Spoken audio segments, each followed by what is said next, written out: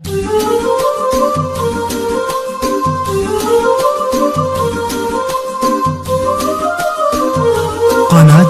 فهد بن محمد.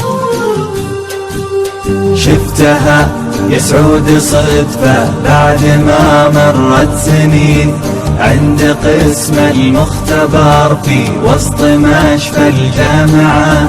جيتها ثم قلت ممكن في سؤالي تسمحين، نظرت فيني بدهشة نظرة متواضعة، قالت انت تحسبني من بنات صايعين، تحسبني في زماني عن طريقي ضايعة.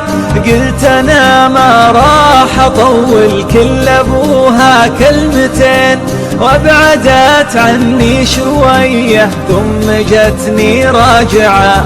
قالت اسأل واضح انك من رجال طيبين، بس هرجك يا السنافي كان وش هو دافعه. قلت انا حبيت وحدة يوم كنا صغيرين، من 8 سنين راحت للمواصل قاطعة.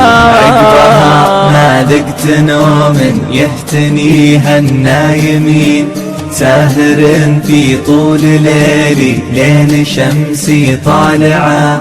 أذكر انه فيها حبة فوق ثغره من يمين، واذكر انه لا جرينا كن شعره تابعه، واذكر انه عاشق فالورد ورد الياسمين.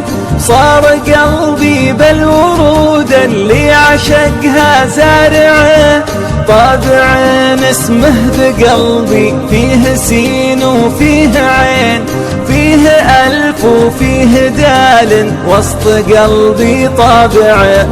قاطعتني بقولها سبحان رب العالمين، مرتين نكررتها وبعد مرة ورابعة.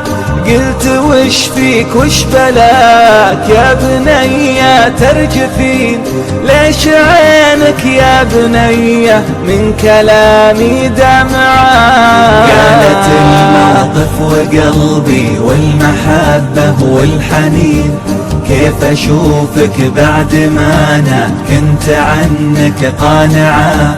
قلت انا بسألك يمكنك تكوني تذكرين عن مواثيق ثمنها من حياتي دافعة. قالت ظروف الزمان ما تطيع العاشقين، ضيعوني غصب حبك لو هماني بايعة. أنا في دنياي حالي كنها حال السجين، حتى لو فكوا سراحه فيه شيء مانعه. زوجوني غصب واحد وحرموني حاجتين، السعادة في زماني والحياة الرائعة. والحين أنا 3 عندي ريم وياسمين، والولد اسمه على اسمك والمشاعر جايعة، والولد اسمه على اسمك والمشاعر جايعة.